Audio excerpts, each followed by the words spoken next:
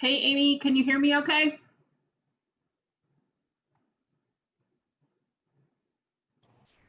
Yes, I can. Great, thanks. I'm going to turn my computer so you can't see my stove.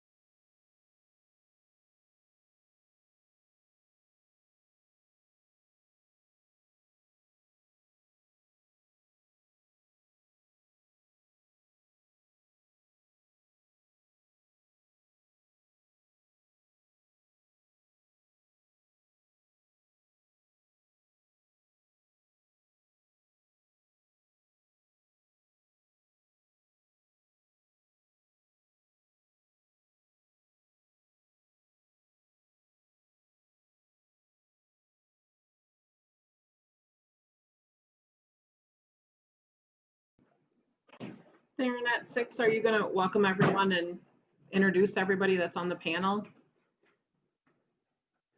Or do you want me to do that?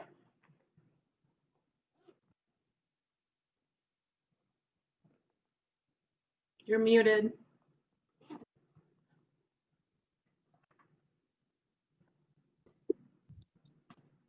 So who all do we have on the panel? You, we've got Jackie, Kristen and Dave, Kristen, Kyle, and Amy. and then Matt and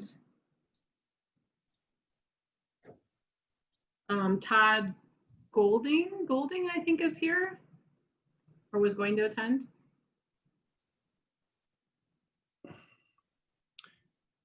Yeah, I didn't know if they were planning to speak or are they just here to answer direct questions if you redirect them, or I don't know what, if anything, was shared with them in that regard.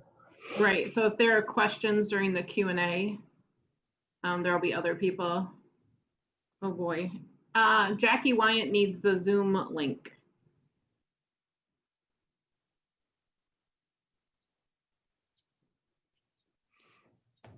Thank you.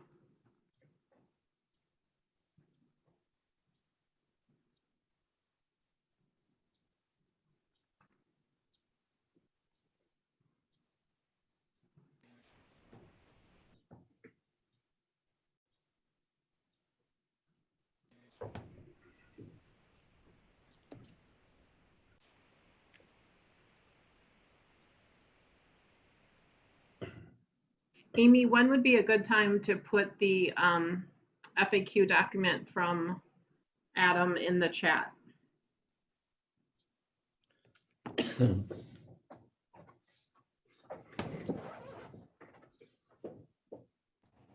I can go ahead and do it now. Okay. I know if people log in later, I don't think they can see it then, right? Yeah, right. We'll probably have to do it a few times. Okay.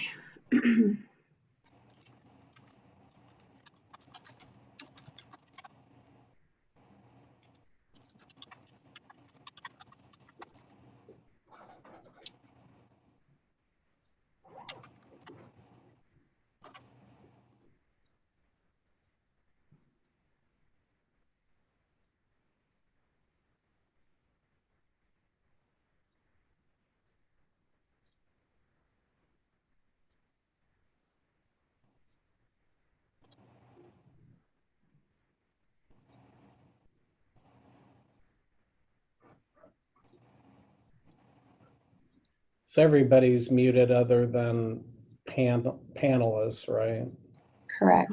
Amy, yeah. And then are parents able to enter their own questions into the FAQ document, or? Yes, the FAQ document that Adam sent out via text and email, they have the questions column that they can enter questions into, and we can enter into answers. Okay. They have to scroll down a little bit to like line 139 is what's the first line, but should be able to.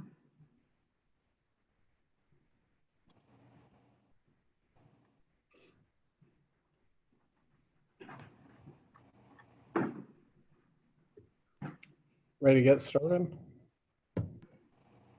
Sounds good. Okay.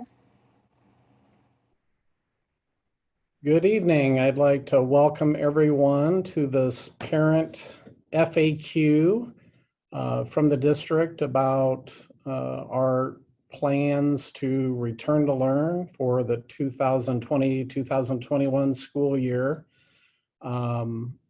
We're going to spend about 25 to 30 minutes of the hour and a half trying to front load some information for parents, basic information, as well as I think many of the things that will be shared by the panelists tie in with a lot of the questions that were asked and information that was shared with the thought exchange. I want to thank everyone who participated in that. We had 431 different participants from our parents, about 526 distinct questions were asked. Many were the same question asked different ways, and we're trying to figure out how to weed through that. And we had about a little over 7,000 different ratings, which helped us determine what the most relevant or important questions were that parents wanted to ask. And so we'll hopefully address at least the top questions and thoughts around that in today's session. After, there is an FAQ that you were sent a link for, a document where you can throw in some of your own questions, additional questions, new questions. And during the hour that we'll be addressing questions, we'll try to hit as many of those as we can for people. In addition, we will make this document as well as our thought exchange document available for parents to look through at their leisure as well. I'm Theron Schutte, Superintendent of the Marshalltown Community School District.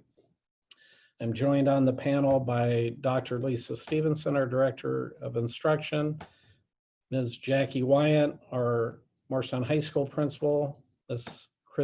Kristen Kell and Dave Glenn, our two new co-principals at Miller Middle School, Mr. Kyle Young, Principal of Lenahan Intermediate, and Miss Amy Williams, who's representing the elementary principals.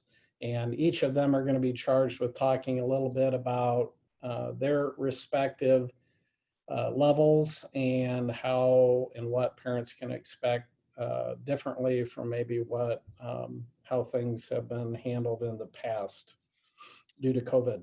As I think hopefully all of our parents know, that all districts in Iowa, like Marshalltown, were charged with developing plans that we had to submit as of July 1st to the Department of Education, showing the department that we were planning for, we have planned for, are planning for, and continuing to plan to be able to provide, first and foremost, required continuous remote learning in the event we have to go back into that mode of operation due to classroom, building, and/or school district closure. We had to, or we are encouraged to also develop plans for one or both, either on-site learning or hybrid learning, which is a combination of on-site and off-site. Our district has chosen at this point in time and intends to move forward on offering on-site learning at all of our school sites for those that are willing and able to do that. We also are offering a distinctively different learning experience through an online learning experience. It will be Marshalltown School District teacher facilitated and guided and supported, but it is truly a dedicated online learning curriculum and program that will be accessed by students who choose that modality off-site, and it can be accessed at any time of day or night in order to do that.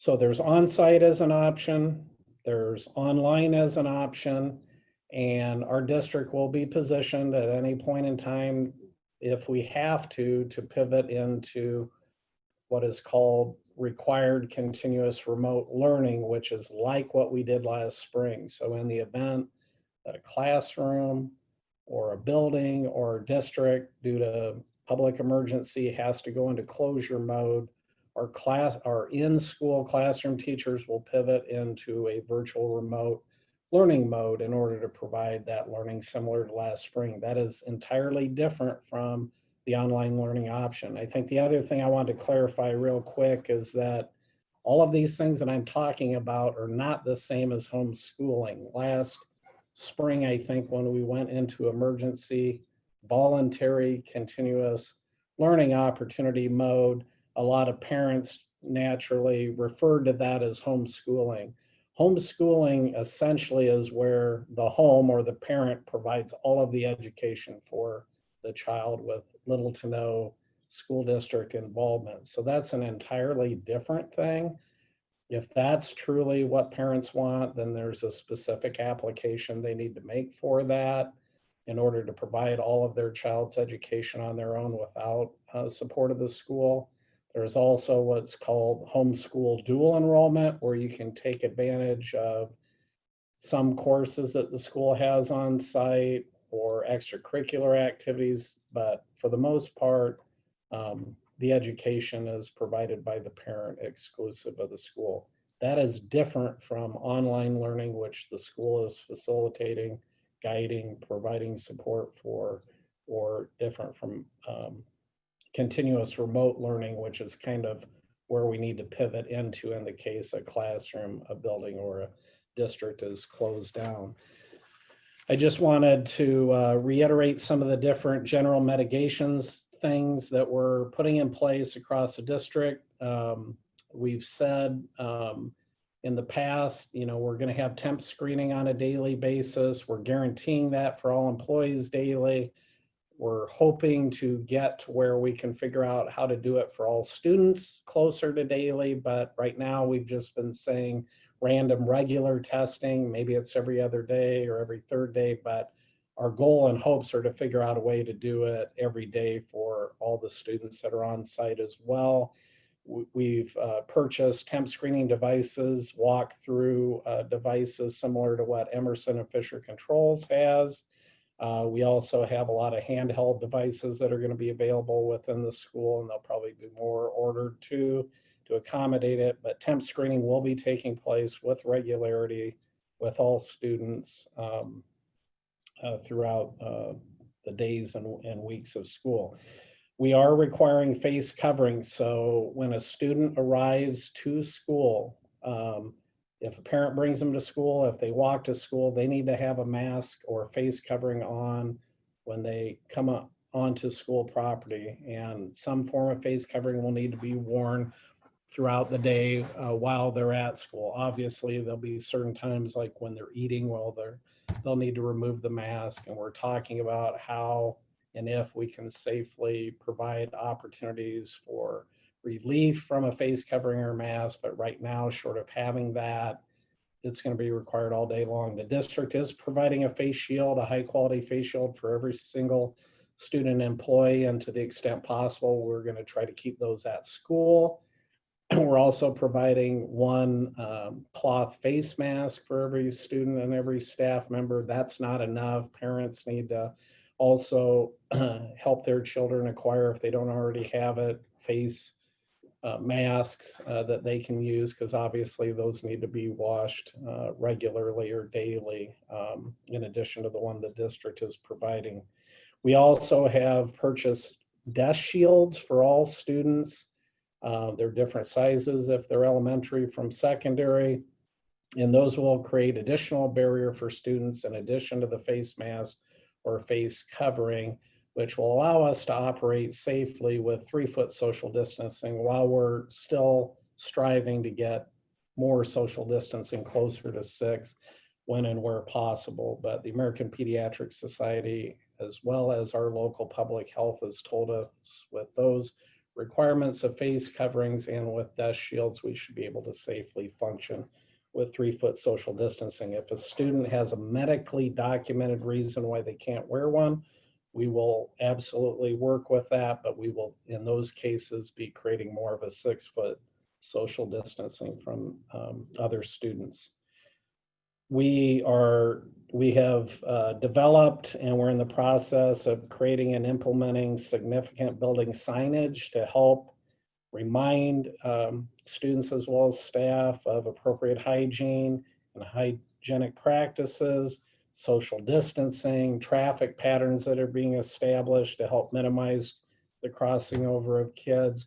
We're significantly restricting visitors, and any visitors that are on premises will be required to wear masks. We've also ordered significant supplies of disposable masks in the event that a visitor or someone on campus all of a sudden is without one and needs one. We also are continuing to work on significantly enhanced cleaning, regular daily cleaning, as well as deep cleaning protocols, and making determinations on, to what degree our own people can provide that with the right equipment to make it as efficient and effective as possible, as well as investigating partnering with private entities in order to do so. So with that, I'm going to go ahead and turn it over to Dr. Lisa Stevenson to talk a little bit about curriculum and instruction. Good evening, everyone. I have the pleasure of serving as the Director of Instruction for Marshalltown Community Schools, and we have a lot going on right now as we try to find the best way to make sure every child gets access to grade level curriculum, as well as courses, in particular for graduation at the high school. And so in our Return to Learn plan, as Dr. Schutte said, parents have the option to stay with us, meaning you want your child to come to school in whichever of the models that we're operating out of, which could be remotely, continuous, hybrid, or in-person, continuous, everybody's together all day, every day. But what's been generating the most questions is virtual learning. So as of today, we had posted a survey on Facebook and sent out through Infinite Campus and Twitter also, an opportunity for parents to weigh in on where they what their thoughts were on virtual learning for their children or not. As of tonight, we have 845 parents across the district that are interested in virtual learning and have committed to a semester of that. And so there were a lot of questions about virtual learning that I'm hoping I can answer for you. We've been working really hard the last couple of weeks to find the best product that will keep your children engaged. It will improve on the experience that we had in the spring, and also leave them in a place, should you decide at semester that you want them to come back, that they can join back into their classroom or into the high school as seamlessly as possible. So with that being said, we've had teams of administrators and teacher leaders reviewing products. And for our pre-K through 5th grade students, we are going to be using a product called Edgenuity. It's spelled EDGENUITY. And it's a very popular product. It's used across the country. It's a pretty robust platform, very engaging and interactive for kids. I mean, imagine what we provided for you in the spring and then some. It can be done at any time, asynchronously, for parents who have work conflicts or multiple children, etc.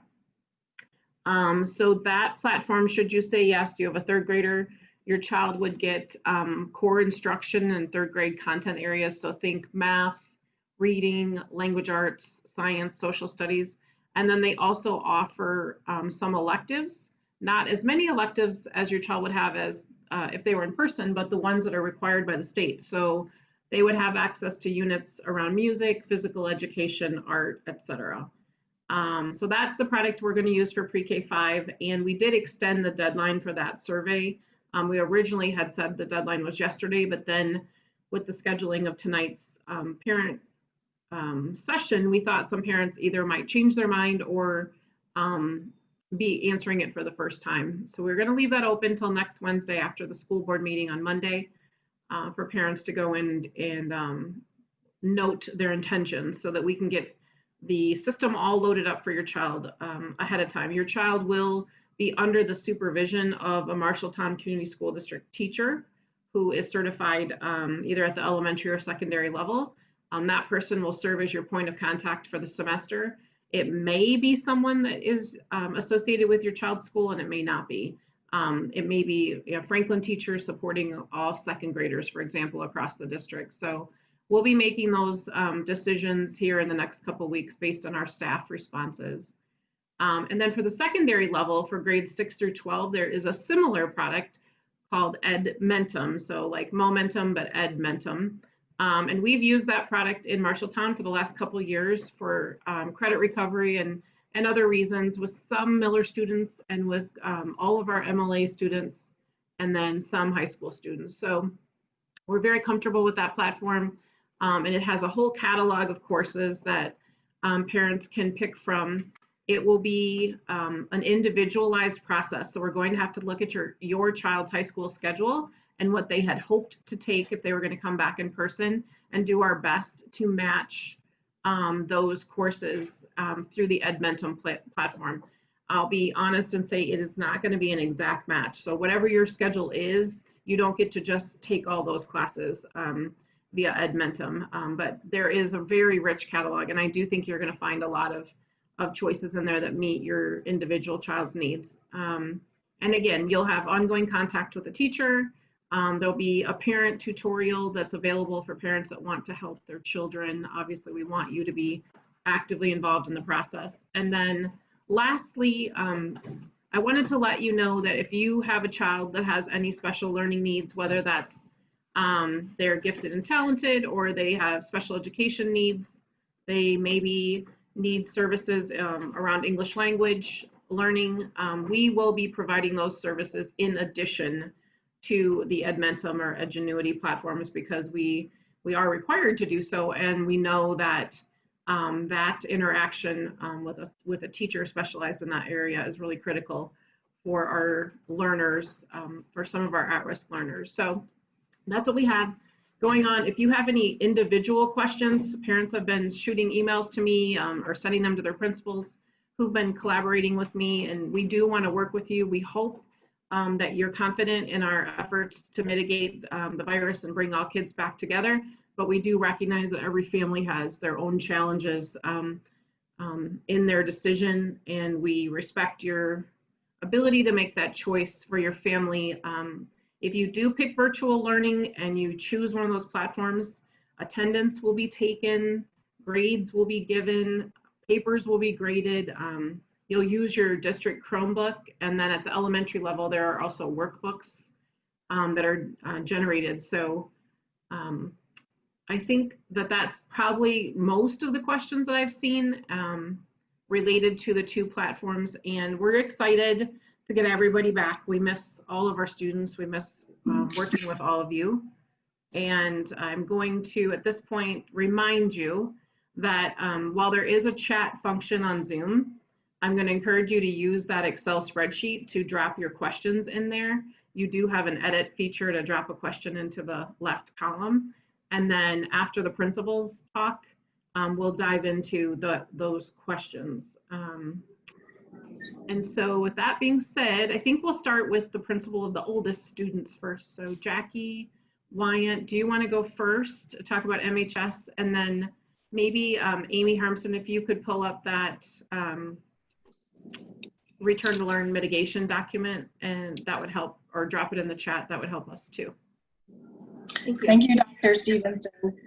Yes, I've been meeting with our building leadership team to find ways to reduce the number of student-to-student interactions as well as staff-to-student interactions during the school day. So as many districts across Iowa have been rolling out some plans, they have looked at block schedule, and we did too. So we think block schedule is the best format, again, to reduce that student-to-student interactions, staff-to-student interactions. So we will continue to honor early morning at 7:30 and early release at 2:40, but in between will be 3 blocks of classes, so that between an A day and a B day, students will complete all of their courses that they have between early morning and 7th period. In addition, Dr. Schutte has mentioned that the students will walk through a temp scanner. We do have 4 doors that will have temp scanners, one on the north side of the roundhouse, one on the south side of the roundhouse, door number 1, which is the main entrance, and door number 10, which is near the dock, which many students use when entering from the parking lot. The hallways at MHS will be marked clearly with arrows to indicate one-way traffic, which includes a couple of stairwells that will be one-way up, and then opposite stairwells that will be one-way down. So that means, yes, it might be a little longer to get from one class to another class, but time in between the blocks has been added to 10 minutes so that students have enough time to get from one area of the building to the other. As many of you can imagine, when we typically have lunch at MHS, there's around 420 students in the cafeteria at one time over the course of 3 lunches. Even if we moved all of our tables all around the building outside and left in the cafeteria and in parts of the gym, we would not be able to accommodate 420 students at one time for lunch. So just like we do during semester exams, we will be opening our campus for students to leave campus for lunch. That doesn't mean that they have to go out and buy lunch. They certainly are encouraged to go home and eat lunch, take a grab and go and sit out on the lawn and social distance out on the lawn. Again, we have a little bit of room to accommodate students who stay in the building. So there are a variety of options for students with enough time, 45 minutes, to make it home in most cases and pick up a lunch from home. Lots of other things like Dr. Schutte mentioned with PPE and such, but we will continue and push out this block schedule through Infinite Campus. Students will begin to eventually see the classes they would have on A day and then the classes that they would have on B day, so that they would know exactly where they're supposed to go and it would match the time frames of those slots. Thank you, Mrs. Wyant. As you can imagine, it's a very complex puzzle to solve at the high school, and we appreciate everything that she and the team have done so far. Let's talk to our Miller Middle School principals, Mr. Glenn and Mrs. Kell. I'm not sure how you're going to divide and conquer your bullets, but maybe you can hit the highlights of what's going on at Miller. Sure. Yeah, this is Dave Glenn. It's similar to what Ms. Wyant was talking about. We've been working closely with our building leadership team to address a lot of the questions that people imagine when they think about Miller.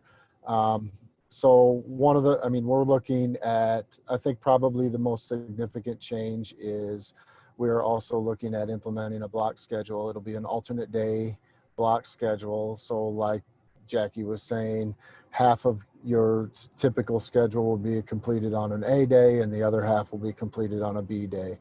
That will eliminate or greatly reduce the number of times that students are passing. We will be making clearly marked floors like you see at Hy-Vee or Walmart right now. A one-way hallway isn't really going to be efficient at Miller. We're not a square like the high school. We're a series of L's, which make one-way hallways really, really challenging. So we will put dividers down and have staff down to help students maintain social distancing. We're looking at staggering some of our transition times so that we reduce the number of students who are in the hallways. Most likely we are going to have some version of breakfast and lunch in classrooms so that students will not be eating in the lunchroom where it's impossible with our tables. We have 8 student seat tables in the lunchroom, and it's not possible to put all the kids down in the lunchroom for lunch or for breakfast. So we'll most likely have them be eating in classrooms as we work a way to get lunches to them. I'm trying to think. Will we most likely be utilizing 3 entrances? What we really are working on right now is what we're going to do before school. Traditionally, students have gathered out in front of the building before school. You can understand the challenges that presents in trying to keep students socially distanced. So we're working through how to do that, utilizing maybe more sides of the building, bringing students into designated areas with their teams who they are most likely only going to have contact with, and just really try to eliminate some of that cross-pollination, I guess, across different groups within students. Kristen, what am I forgetting?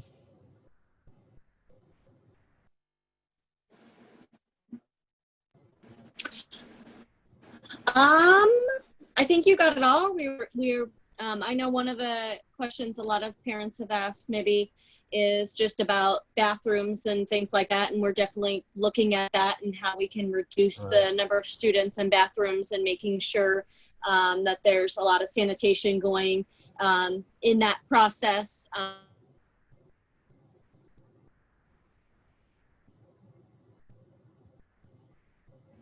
Kristen may have cut out. Let me try to pick up where she was saying. And we have been spending some time talking about how we're going to sanitize between, between classrooms, between class periods, between blocks, and really thinking about some of our, in particular, classes that have shared equipment on how we're going to sanitize between uses, so students are getting clean, sanitary student materials. I'm thinking Project Lead the Way, modular technology, those type of things. So we're really, it's putting a lot of pieces in place. Absolutely. We've had a great BLT team that's worked with us, and we want to make sure it's the safest place for our kids. Okay, thank you. And if you have any Miller specific questions, again, feel free to put them in the spreadsheet in the left column for questions. Let's move to Lenahan. We have Mr. Young here to talk about our 5th and 6th graders. Good evening, everybody. Thanks for hopping on here. Kyle Young, I'm the principal at Lenahan. And what's tricky is that a lot of our parents that are maybe new to 5th grade, it's a kind of a big jump from 4th grade to 5th grade and how we do things. And so I want to kind of give you a little bit of an overview of what we'll be doing to make sure that school is as safe and distance as possible. We got a lot of kids coming through the building, so we want to make sure we take care of them as much as possible. So we'll start with breakfast and lunch. One of the things that we'll be doing is likely setting up places for students to grab breakfast right away when they come into the building, and they'll take that breakfast to their classroom and we'll eat there. Traditionally, we've lined up in a big mass of people outside of our building before school starts, and we just aren't, I'm not comfortable with doing that at this point. So we're going to come in, get our breakfast, and head to our classrooms. One thing that parents can help, if possible, is really trying your best to avoid having anybody come before 8. We just don't have the supervision out there right now. We want to make sure we include everybody in the building at a time. We don't want to have a big group of students hanging out outside before that time. So they'll go in, they'll grab their breakfast, they'll head to their classroom. We're going to do lunch in the classroom as well. We'll stagger that and have kids go through, grab their lunch and head back to their classroom. We already dismiss bus students at a slightly different time than our students who walk or ride, so we'll have some separation there in our building so that we're not all dismissed at the same time. And we'll have multiple doors that students will go out when they exit the building based on their neighborhood in our building, so that we're not all going out the same door. One thing that's different from 4th grade to 5th grade is that we typically have 3 different teachers for their core content areas. So they'll have a math teacher, they'll have a science, social studies teacher, they'll have a reading, language arts teacher. And they'll still have that at Lenahan this year. But students are going to be assigned to their homeroom class, and the teachers will rotate. So they'll stay in that same class, and teachers will rotate throughout the day. So they'll have they might start with their reading teacher, and then their math teacher is going to rotate in.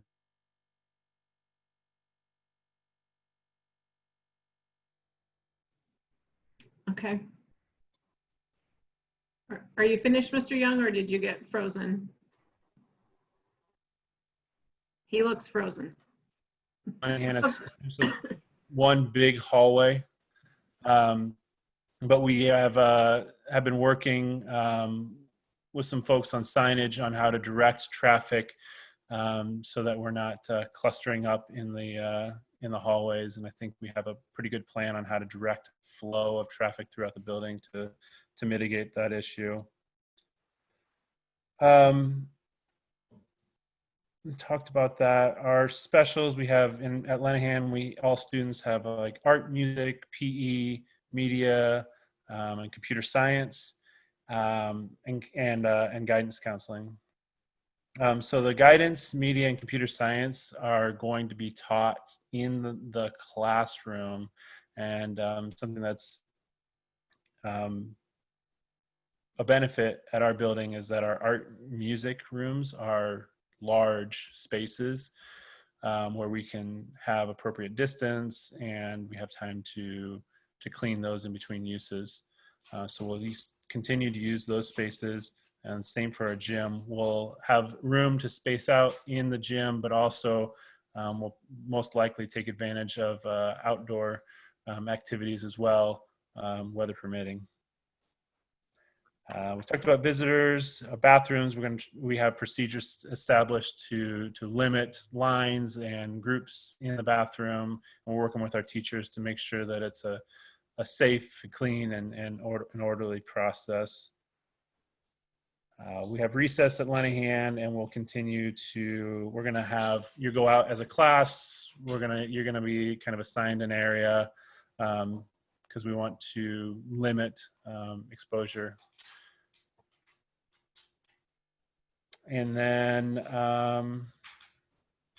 we're working with our team right now to create a real interactive back to school night. So you can get lots of information, a lot more details than I'm going to be able to give you right now.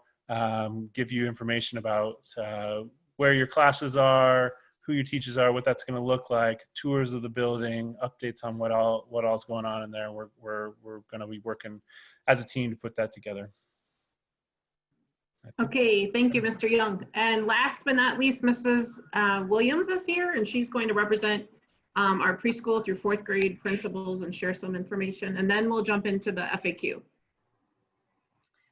Good evening. Thank you, everybody who has shared before me. I will tell you some of the same information, but also try to shed a light on the 6 elementaries, which we will have to do things trying to align to be very similar, but knowing our building structures are very different, which that will lead us to some building decisions. So starting with Yes, the temp scans. We will also have signage within our building, stickers on the floor. In terms of the hallway traffic patterns, that will be determined in each building. I think most buildings cannot commit to a one-way only hallway, but we will definitely work to limit the amount of traffic in a hallway at one time and spread them far off to the side so there is space between them. And looking at the width of our hallways as well.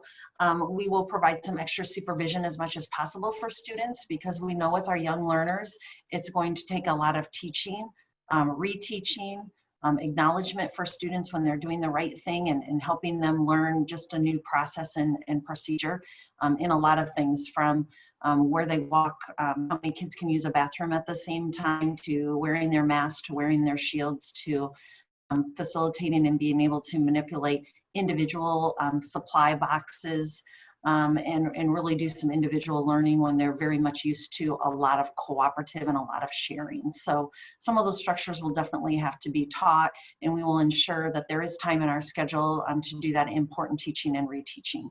Homeroom assignments, we will work to keep students in their assigned homeroom classroom as much as possible.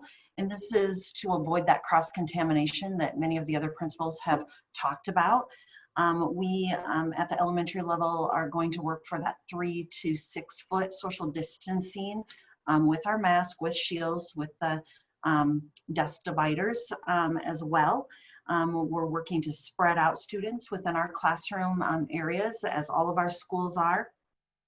In terms of scheduling, special area classes, pull-out services such as ELL, Title I, special education. We are just really being creative in how to develop a schedule that will allow our students and our staff to be safe. Some of the time that could be pushing into the classroom. At other times, it could mean we are pulling out into different areas. Of course, we will be sanitizing and incorporating many of the hand washing and hand sanitizing structures throughout our building as a consistent routine and procedures for kids. Schedules, in terms of visitors in the building, I think all of us will limit or restrict visitors within our building, and protocols are in the process of being developed for that. Individual student supplies. Sometimes at the elementary level, you might go to music class and you do shared instruments and take turns on different things. That no longer will be something that we will recommend, but instead, for example, in those areas, individual supplies will be available to students that they will use and be able to still be able to learn about that content in the way that we want them to learn. So we've got some planning with special area teachers that is happening in PE. Our PE staff is not only working to help and think about what PE is going to look like, physical education, but also what will our recesses look like Lenahan.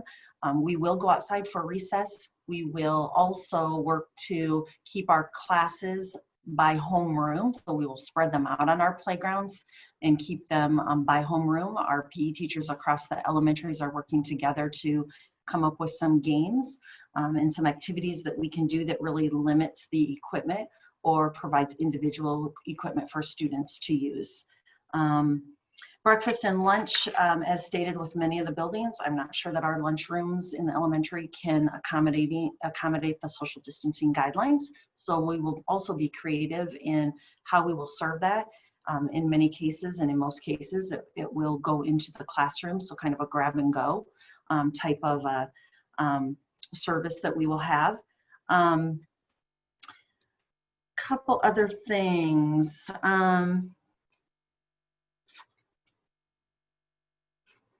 Preschool, again, we are putting a lot of the procedures in place that I've talked about generally speaking in the elementary, where we're going to work to keep students social distance within those classrooms and take out some of the materials in the preschool classrooms that cannot be sanitized on a regular basis, and just it's kind of a work in process. I'm confident in the elementary principal leadership team, as well as our building leadership teams, that we can continue to problem solve and work to make sure that safety and health of student and staff is our priority.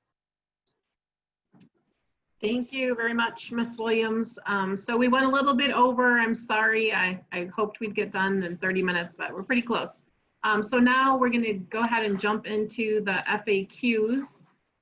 So that's a spreadsheet, and then I think we'll go ahead and bring that up on the screen so you can all see the questions. And my role here is to read the question, quickly scan it, see if it's one we can answer or have answered, and assign it to the right person. And please know that we will continue to work on these questions. And I see you all have been busy and have added 60 some while we've been talking. And then Adam Sodders, our communications director, will send out the recording to this and the questions and answers to you soon. Okay, so with that being said, let's go ahead and jump in. And I apologize if I interpret your question wrong, but I'm gonna do my best. What if we divide classes half Monday, Tuesdays, Wednesdays, they all do online? So basically, I think this is asking why aren't we doing hybrid? And at this time, as Dr. Shruti said, the plan is to present to the board that we will be asking that all students return in person pre-K-12 that have not chosen virtual learning. Did you want to add anything else to that, Theron, or should I keep rolling? Okay. People with asthma that can't wear masks, there's an answer there that we definitely have a process in place for that, and feel free to reach out if that affects you or your child. If we have already committed to an option before this meeting, will we be able to change our decision up until a certain date? Yes, you can. So if you go into that Google form and you're not able to change your choice, please do reach out, either call or email your child's principal, and we'll try to go in and change that for your child. Will the children who are exclusively online for the fall semester have a shield waiting in the winter semester? Yes, that has been taken care of. Will you reduce the amount of students in the halls during passing time at Miller? I think the Miller principals talked to this. They are in the process of thinking through how to navigate the halls at Miller, how to stagger release if possible. I don't think they've come to a solution yet, but I know they're working on it. Will they have their temps taken before going into the school? Yes, as all the principals shared, we'll have temperature scanners at every school and multiple scanners at our larger buildings. Will high school students be put into groups for the day to reduce the amount of contact they have with multiple students? Mrs. Wyant, do you want to speak to that one a little bit and the challenges with that question? Absolutely. At the high school, because the curriculum is so differentiated by students and their needs, it's hard to keep them all together in one group per se, because we had discussed the possibility, for example, of putting a group of ninth graders in a room and then having teachers come to the room, but not all ninth graders have the same English, not all ninth graders have the same math, even though they may have the same social studies and the same physical science. In addition, we want them to be able to go out for their specials, like all of the electives that they've chosen. So to combat the number of interactions with students, we have gone to that block schedule that we discussed. For example, a student has early morning, would start at 7:30, then go to block 1, block 2 with their lunch, block 3, and then leave for the day. So they've only interacted with 4 groups of students that day versus 7 groups of students. So we think that's a reasonable and, again, reduced number of interactions for students and for staff.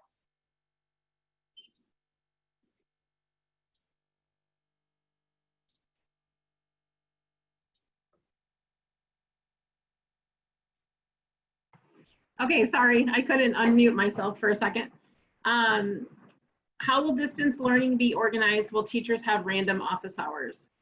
So we are in the process of collecting the who's going to use virtual learning. And then when that's done, we will assign those students, as I said, to specific teachers. And then those teachers will not have random office hours. That's one thing we did learn in our feedback from the spring, that was a challenge for families to try to keep track of multiple children having teachers at multiple Google Meet open office hours. So we'll definitely work on that one. The Edgenuity link is in there. We'll also link Edmentum too. Will there be any modifications or improvements to the ventilation system in the schools? Will doors and windows remain open? Todd, I saw you joined the panelist group. Do you want to speak at all to that one? Yeah, no problem, Lisa. We always, with the buildings, just keep carbon monoxides at a reasonable level. I always have the ventilation systems on a continuous, bringing in outside air into the buildings. I'm looking with Woodman Controls, our main control facility we use for the district, and working on increasing all of those flows off of their guidelines. But yes, we're always cycling fresh air into the buildings. Okay. Will 0 hour be offered online? I believe that's asking about early bird. And Jackie, did you answer that one when you shared earlier? Right. In terms of early morning and face-to-face, it will be offered if the student is online. They can, doing their learning all online, they can start learning anytime they want because they won't be using necessarily early morning teacher who is teaching face-to-face. Okay. Will students be required to wear masks during PE? That is a question that I've heard multiple principals say that they've been talking to their PE teachers in our PE department about. I know that they're working on creating a bank of activities that students can do during PE. But I believe the answer is yes. Is that correct, Dr. Schutte? Yeah, I'd say at this time the answer would be yes, unless we determine that there's guaranteed safe ways to do it otherwise. Okay. If a child needs a sick day, will there be any requirements to return to school? So sick day requirements will be the same as they normally are.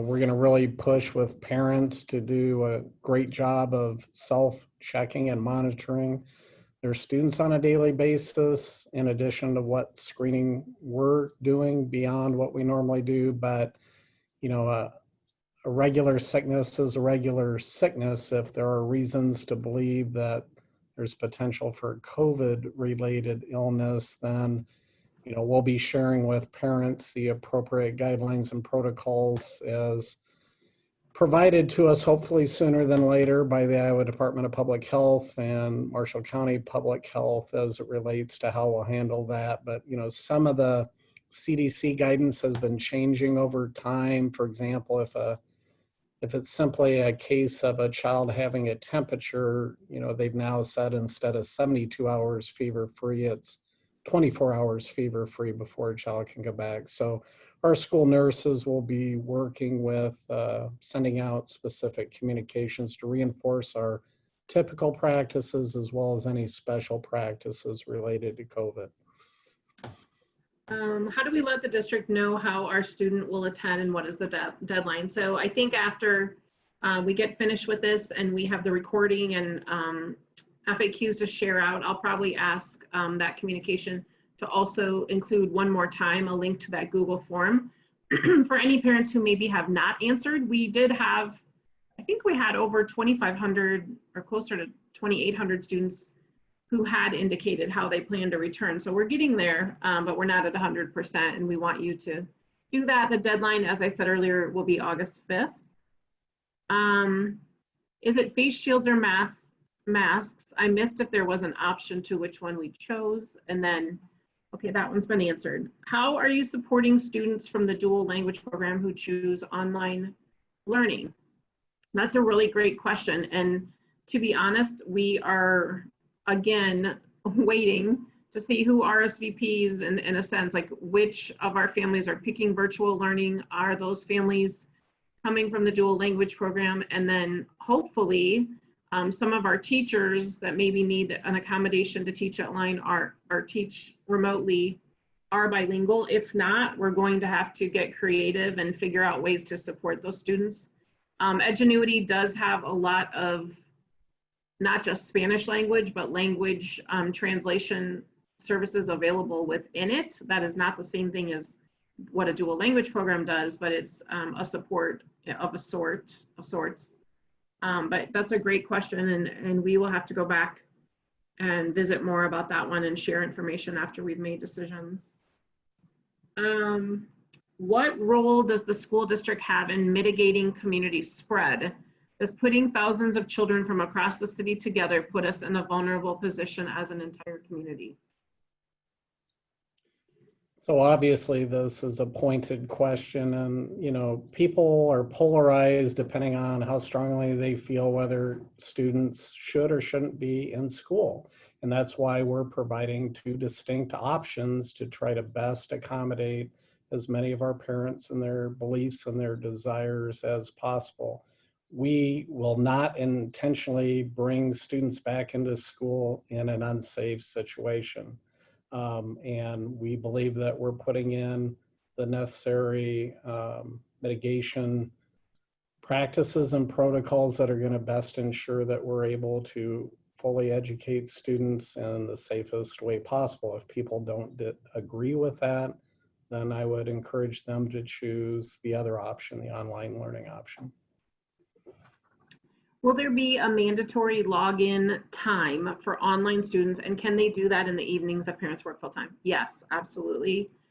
They do give us some parameters around, you know, expect around 3 hours worth of content or learning for your child. Once we have identified who those students are, we'll be doing outreach to their families to ensure that they have a good picture of what this is going to require on a daily basis, so that parents who work full-time know how they can support their child. If we choose to do online and then decide that it is not working with our kids and they need to go back to school.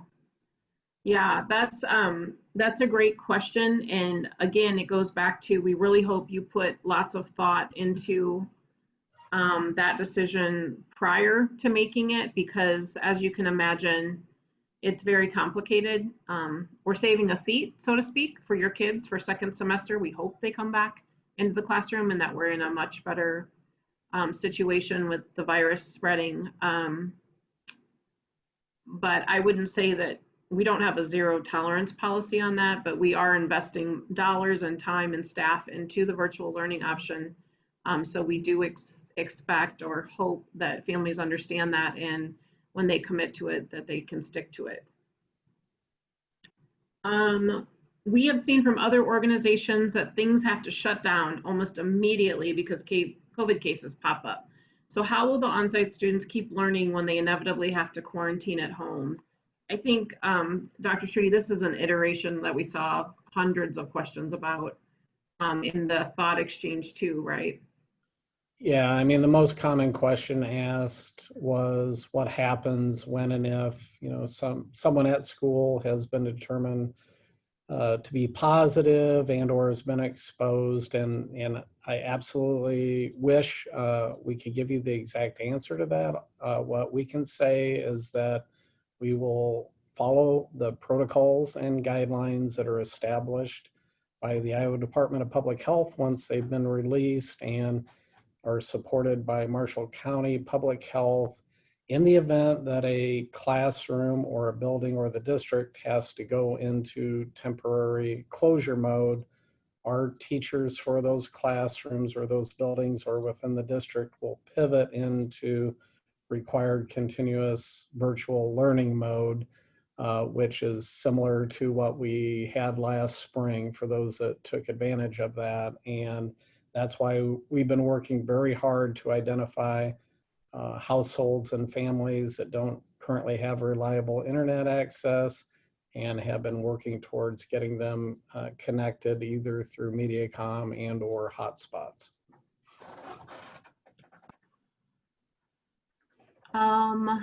Is it possible for students to do independent PE first semester? So I'm guessing that's maybe a high school question for credit. Mrs.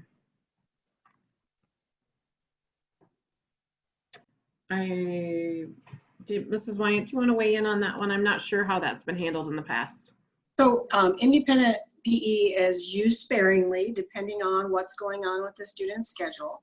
I know that we currently have some students who can't get can't get regular PE into their schedule, but it's required by the state for them to take PE one semester each year. So the counselor will work with the student. So my advice is that the family should work with the counselor. Again, it is not just randomly handed out. There has to be some extenuating circumstances that warrant that independent PE. Okay, this question makes me smile. I've read it a few times and I thought, well, this is something we haven't really talked a lot about. But what about school pictures? Are they going to have them? And I've heard through the grapevine that our local photographer has been on it or thinking about this situation. So I'm pretty confident that we do plan to have school pictures. Principals, can you nod if I'm on the right track? Thank you. But in the chat, I also see a parent asking, does my child have to wear his mask during the picture? That is a really good question, and probably one that we'll have to think a little bit more about. But I'm guessing if he is 6 feet away from the photographer and alone, that the answer to that is probably no, your child doesn't have to wear a mask. If you would like that for some sort of a keepsake, I suppose you could maybe take a picture like that at home, but maybe not for school pictures, because we do use those in our student management system, so we can get a good picture and a good look at your child and get to know them better as they move through our schools. Okay, will students be able to look through the catalog of courses before deciding online instruction? This is a great question. So actually, just hot off the press, I just got today the Edmentum course catalog, and I've looked at the courses that we offered last year, which of course are not, we haven't in the past offered as many courses as we plan to this year. But again, we will be releasing that for parents to see when we're able to match up the teachers that would teach the courses. I hope that makes sense.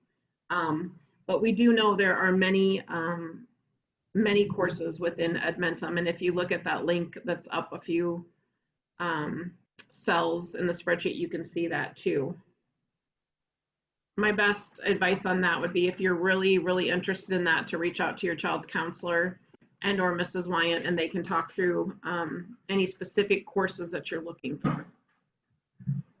Okay, by placing signage, how will you ensure younger children follow the social distancing guidelines? More specifically, younger elementary children with no to limited reading ability. That's a great question. I know Dr. Schuette's been working with Eric Whedon and others in the district to get signage up everywhere in our schools. And as Ms. Williams said, we're going to have to spend time, especially with our young children, teaching them these skills and then reinforcing them and reminding them and reteaching them, because you're right, they don't all know how to read those signs, and they haven't been in school since March 5th. So I would add that, you know, the signage that we're in the process of developing and implementing are developmentally appropriate. So for the younger students, there's a greater reliance on the visuals than on the written word. We're also trying to use multiple languages where we can and where appropriate. And as Miss Williams mentioned, you know, obviously all of our staff are going to be all hands on deck to help monitor and direct and guide and reinforce appropriate social distancing, hygiene, et cetera, mask wearing, et cetera. okay, the next one is, what is the high school schedule going to look like?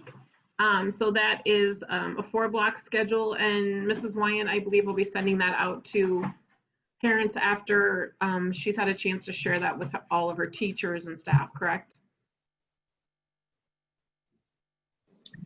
Will we have a homecoming dance this year? Oh, that's a great question.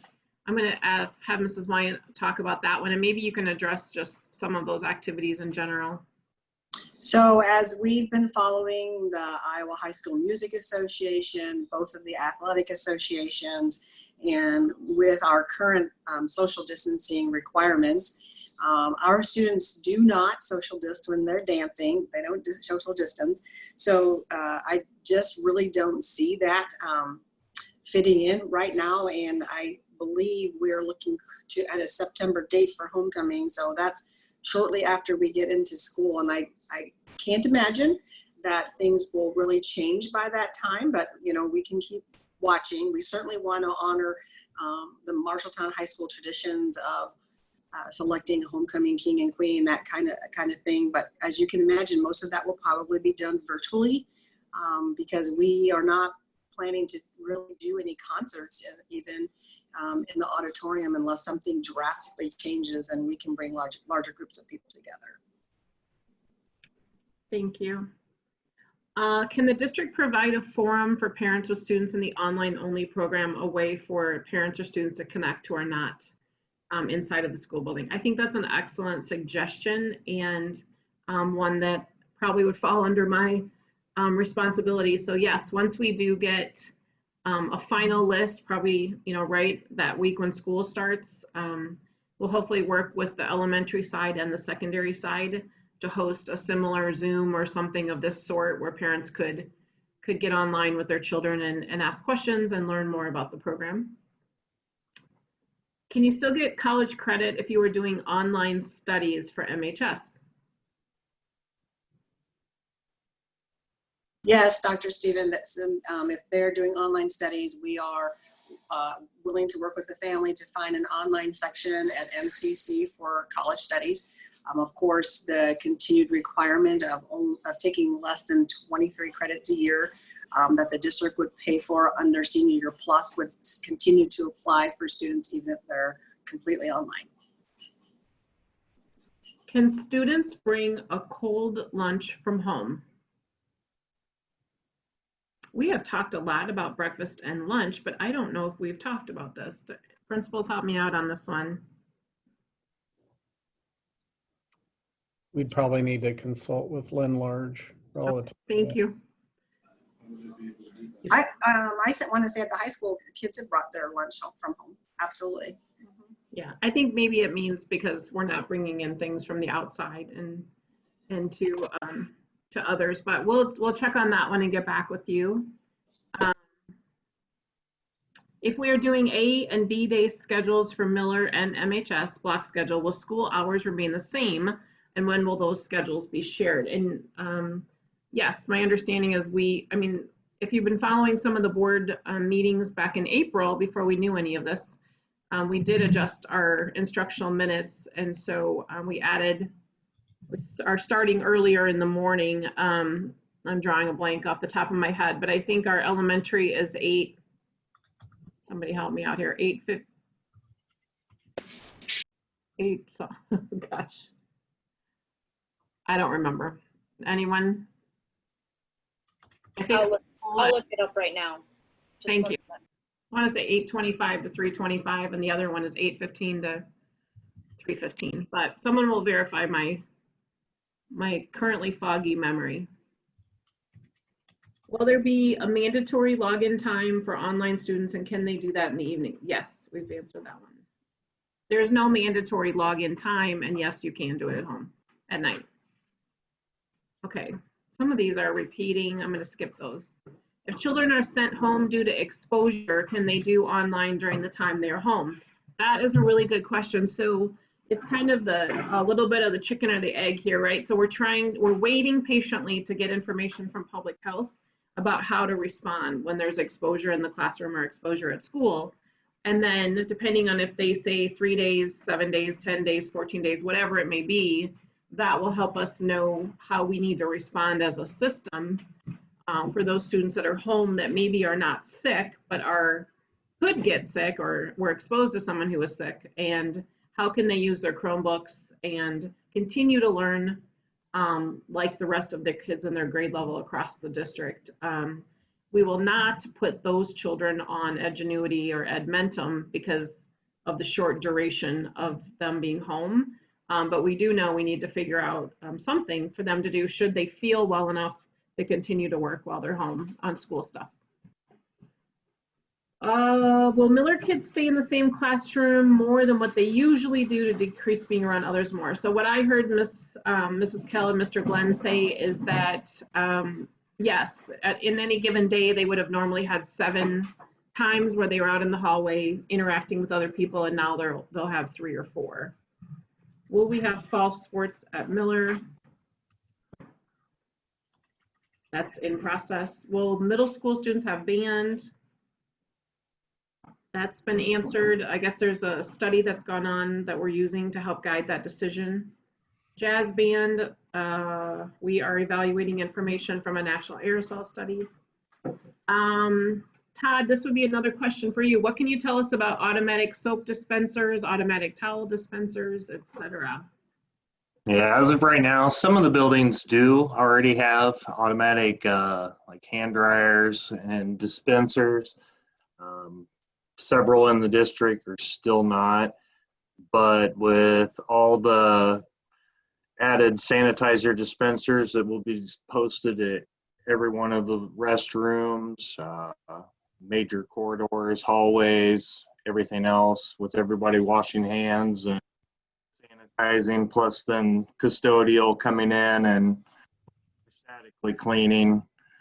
I still need to kind of look at possibly purchasing some. Right now, I think we'll be fine.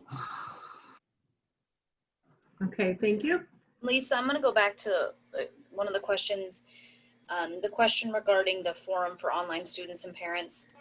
There's a clarification in the chat box. They believe that question was referring to the children socializing in a safe manner, since they'll miss out on the time socializing in the classroom.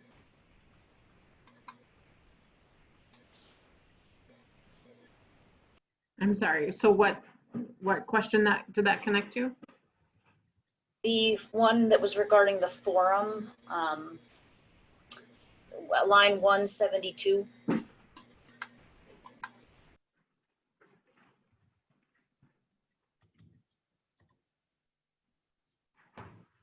Oh, okay. So they want us to give opportunities. I see what they're saying, like create a Google Classroom or something like that so kids can socialize with other kids. That's a good suggestion. If somebody notes that in the answers, that's something we can consider and think about. I'd have to give some thought to how we would supervise that and make that happen, but we definitely have the technology to allow for that to happen. And then kids could, interact with other kids with parent supervision. Thanks, Dr. Ryan. What is the plan? Okay, sorry. Will kids who do online be able to participate in sports? And the answer is yes. So if you pick virtual learning, you still are welcome to participate in our extracurricular activities that will be offered. What is the plan for social distancing on the buses? I'm gonna pass on that one if someone can help me with that one. Yeah, right now, riders will be required to wear a face covering, either a face mask or a face shield. And in doing so, we'll be looking at 3-foot social distancing, 1 rider per seat, and siblings would be allowed to sit together. Thank you.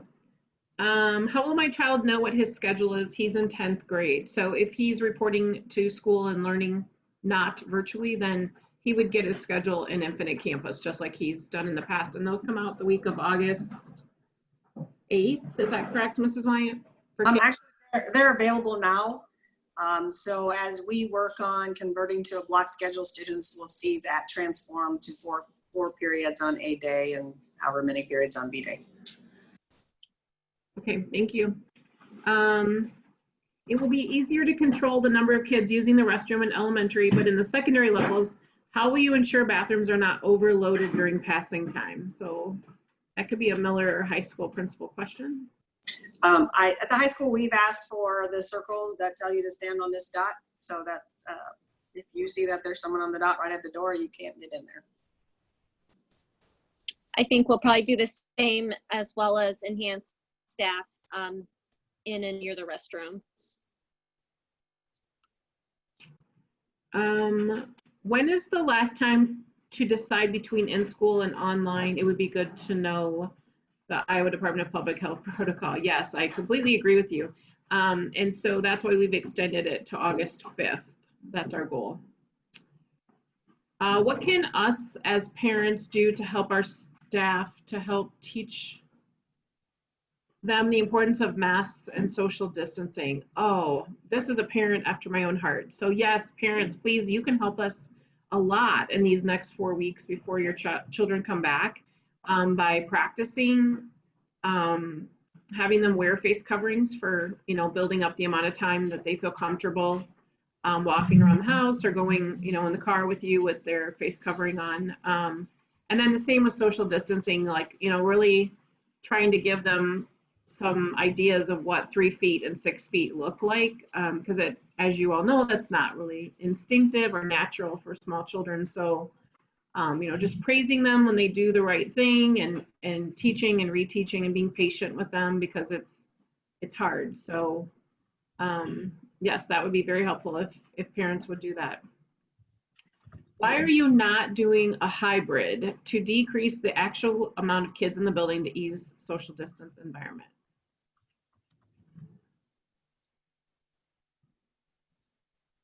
You want to answer that one, Dr. Schutte?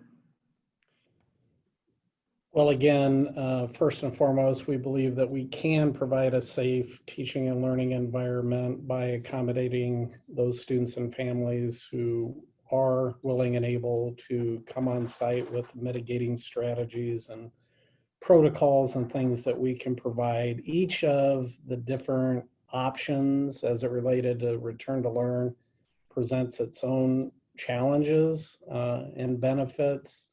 There's challenges logistically for parents as well as teachers when trying to navigate 2 different teaching and learning modalities at the same time as a hybrid would create. So again, we can't offer all 3 at the same time. I believe that the 2 that best accommodate our parents as well as teachers are the 2 options that we've made available at this time. We have planned, and we do continue to adapt plans based on new state guidance in the event that at some point we determine we need or want to go hybrid. It's probably more likely to occur, if it occurs at all, at the secondary level where we have larger buildings and larger number of students in a given facility than in our elementaries. Okay. We're getting there. It's 7:10. Let's see. How many students will be in a classroom at the high school? So as you can imagine, we offer hundreds of courses at the high school. So the class sizes vary greatly between like who might be in an art class versus who's in geometry. Mrs. Wyatt, do you want to give us some rough estimates on what your average class sizes are? In core areas, which are math, science, social studies, and language arts, there's probably 28 students in a class. I just checked the Return to Learn survey results, and we have almost 208 students who at this time are electing to go online. So obviously that can change. And so right now I have a moving target. So we haven't done anything solid. I have personally been in classrooms, moving desks around, using a yardstick to make sure the desks are 3 feet apart. And we'll be asking teachers to remove some furniture in order to ensure that the desks are meeting that social distance guideline. Thank you. What happens when a child tests positive and school is notified? Will it be told to other students? Will we be around them, need to be kept at home? So again, we've answered this one a few times, but we don't know right now. We're still waiting from guidance from Iowa Department of Public Health and or Marshall County as to how we should respond in those situations and maintain confidentiality of the affected person also. Will bus schedules be staggered for arrival? I don't think that is in the works. Would that be fair to say, Dr. Schutte? We are investigating the potential, and actually even pre-COVID, we were looking at the potential of staggering buses based on the fact that it's very difficult to find drivers these days. We're looking at it in the event that we would need to stagger. I would say with 6-foot social distancing, it probably would have been absolutely necessary to do that. Whereas we believe we can accommodate our typical bus transported number of students with 3-foot social distancing with what we have now, not staggering. So I'd say right now we're not planning on staggering bus routes in order to have them run multiple routes and that sort of thing. But we are currently involved in doing a study on it to see if in the future that's something we might want to implement. It needs to all be done online. What if kids have medical conditions and are afraid to go back because they can't wear either a mask or a shield? And then the answer to that is we do have an online only choice, and hopefully that will help the children in particular with those conditions. How can our kids learn with all the limits? That's actually a really great question. And we don't know. We don't know how this is going to go, but we do know that we're doing our very, very best to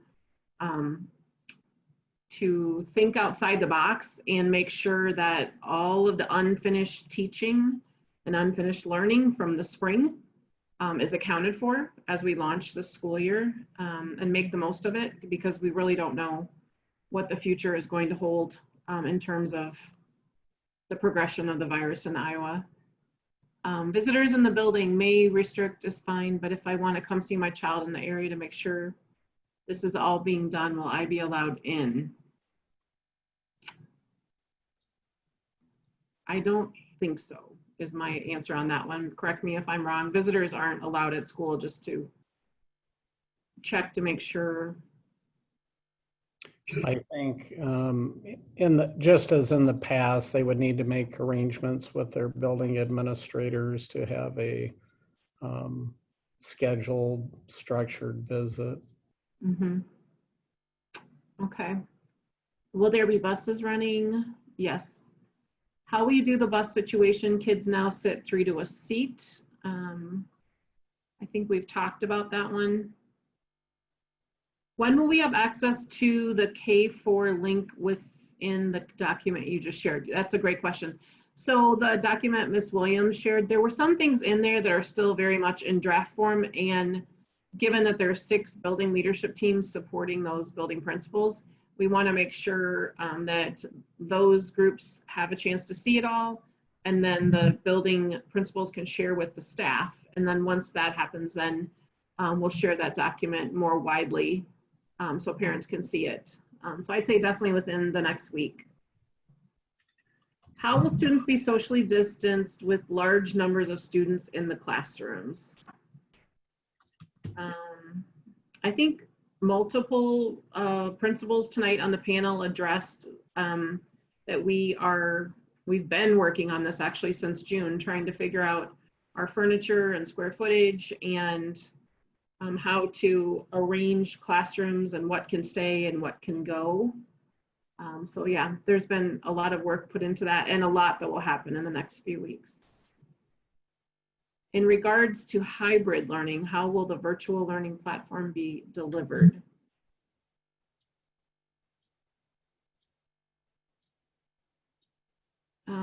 Okay, so I'm going to try to read into this one. If we were to use a hybrid, an A/B type of model of some sort, the kids, when they were not at school and they were learning from home, they would use their Chromebooks and they would use Google Classroom to access material that their teachers had planned for them to do at home. And then if they were in high school, they would be using Canvas, which is where their learning materials would be housed online. Will students be able to graduate early? Also, will a new student get registered for class if they're doing online? Mrs. Wyant, do you want to talk about that one, the graduation one? We absolutely have some students who are planning to graduate early, and met with the counselors today, and those plans are still on track. For some reason, we have some students who are really close to finishing their credits and they want to add classes that aren't college classes, which we are discouraging because of classroom sizes. I think we're good to go as long as kids stay focused on their learning and commit to finishing the semester. Will online learners have the option to pick up school meals, breakfast and lunch, I suppose? If so, will it be at the schools and or the bus? Preschool buses run during lunchtime. Right, we're working on a plan on how we can serve those 700 or 800 students who are doing virtual learning, and we just don't know. We'll let you know as soon as we know about what that will look like. What about classes that are not offered online, but it is a 4-year class that builds off of each semester?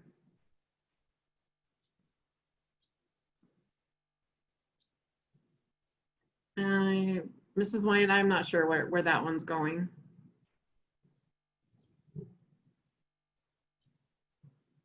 So what about classes not offered online, but it is a 4-year class that builds off of each semester? Kids with medical issues should not be penalized for not being able to be in a class. And I'm one of the ones that I can think of that this might be aimed towards might be Project Lead the Way Biomedical Sciences, for example.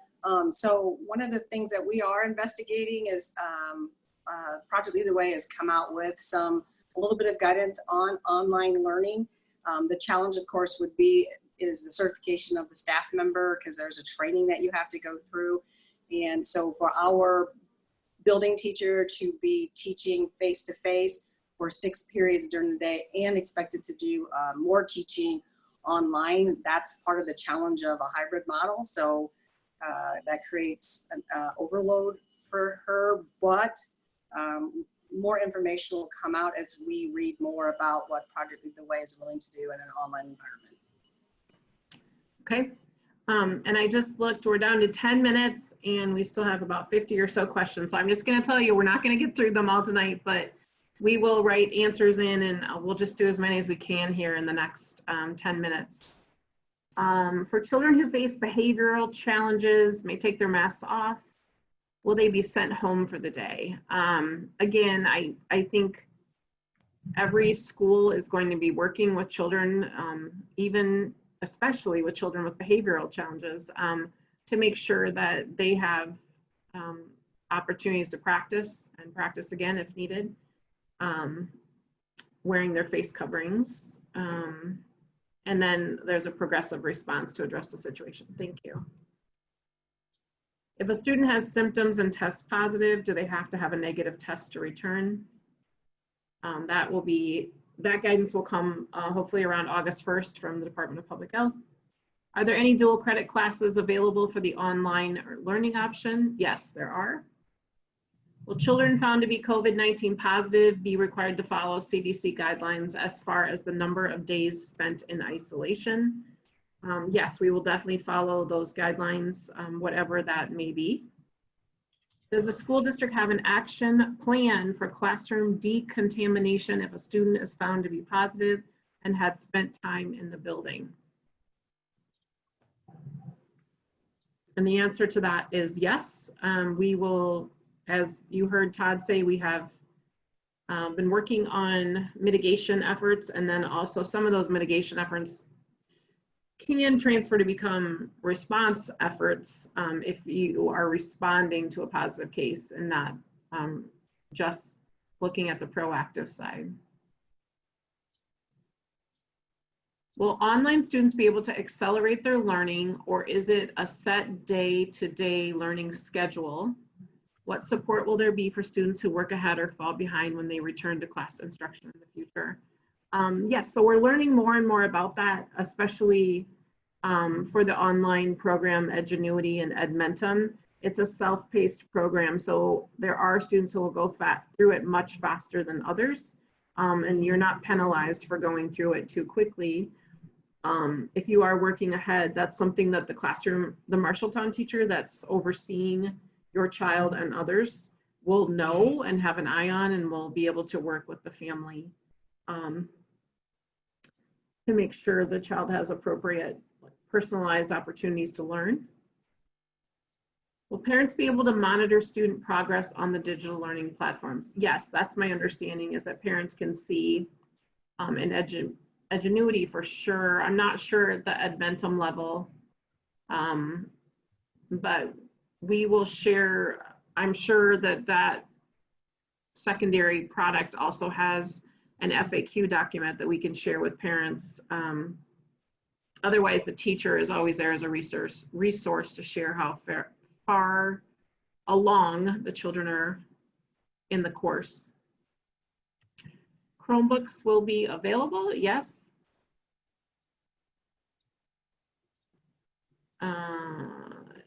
Will Edgenuity and Edmentum only be available to those who elect to do virtual? Yes.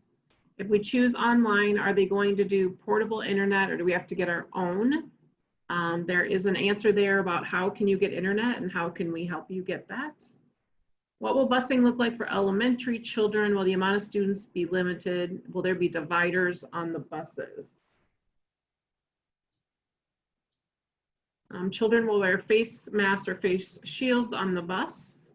They can sit together in the same seat if they're from the same household. So I think I'm reading that to mean no, there's no dividers on the buses.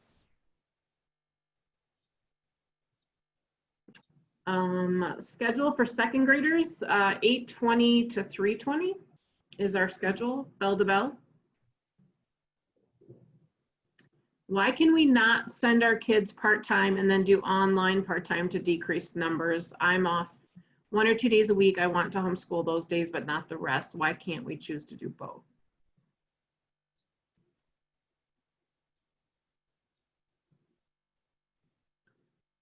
Well, at this time, I think we've talked a few times or earlier this evening that your choice as a parent is to homeschool, which Dr. Schutte explained and how that's different, what that means, or to choose virtual learning, which is 100% committing to your child learning from home, or to say yes to the district's choice, which, as we've heard tonight, is to have all students come back to school.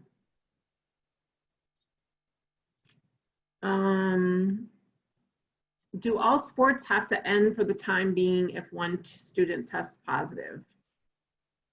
And again, we'll be waiting on guidance from public health about how to respond for sports teams, just like we're waiting to respond for kids in the classroom. Why didn't the return to learn form ask the parents to choose specifically if they would prefer on-site, online, or some combination? So if you remember back in, I think it was the 3rd week of June, maybe, if Dave Stanfield or Paulette's on here, they could correct me. But we did send a survey out to parents at that time to get feedback as we worked on return to learn in the month of June. And we did take that into consideration. We shared some of that data at the July 13th board meeting. And we listened and looked at the information to see how many parents wanted to do 100% remote, how many wanted to do hybrid, and how many wanted to do 5 days a week at school. And we took that into consideration when we made our presentation of the board on July 13th.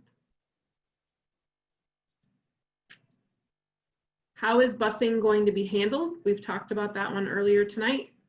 Let's not forget about the teachers. What is being done to keep their health and well-being in mind as well? How can their access to adequate PPE be guaranteed?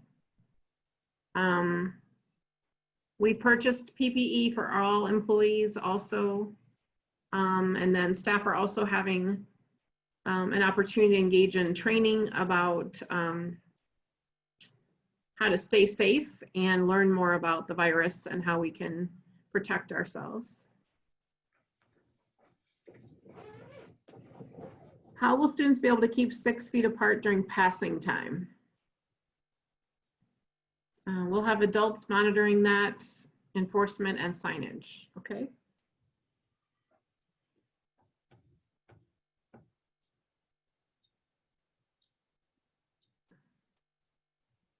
If a school or classroom is exposed and must stay home, will they expected to use the above mentioned platforms? No. So if a classroom or a school shuts down at this time, we're not planning to use Edmentum and Edgenuity for that situation. But again, we don't have the answers right now about what our response will be as a system when there's exposure or positive testing. Okay, so that's lucky number 227. If you fell in between 227 and 251, I'm sorry, we didn't get to those last 32 questions, but we'll answer them, just not live on the Zoom, but we'll answer them in the document so that we still got to them. And for those of you that were putting things in the chat, I think there were people in the background picking them up and dropping them in the spreadsheet. So hopefully we caught everybody. And that's all I had for tonight. I don't know if there's anything at the end that you wanted to share, Dr. Schutte, before we log off, and what they maybe plan to hear from or see from us soon.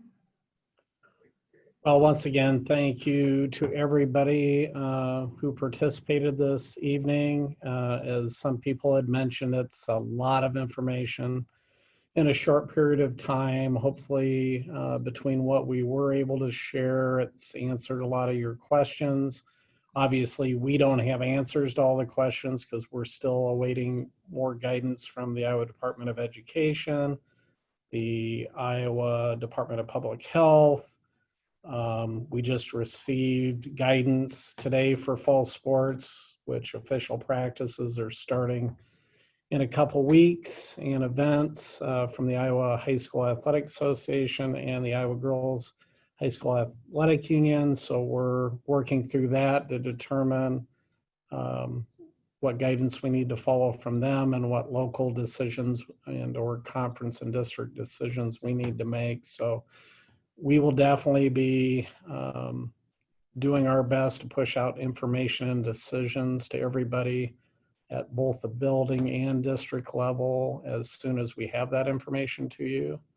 And again, we know that we're in a situation where we're not going to 100% be able to satisfy everyone with the decisions that we've made or that we have left to make, but we're trying to do our best to accommodate everybody that we can to the fullest extent possible. And we're definitely committed to getting as many kids that are able and willing back to school safely and to be learning effectively and to provide a high quality online learning experience and to hopefully be in a much better position than we were last year under emergency circumstances in the event that we need to pivot our on-site teachers to a remote required learning modalities. So we appreciate your cooperation and patience, and there'll be a lot more information to come in the coming days and weeks.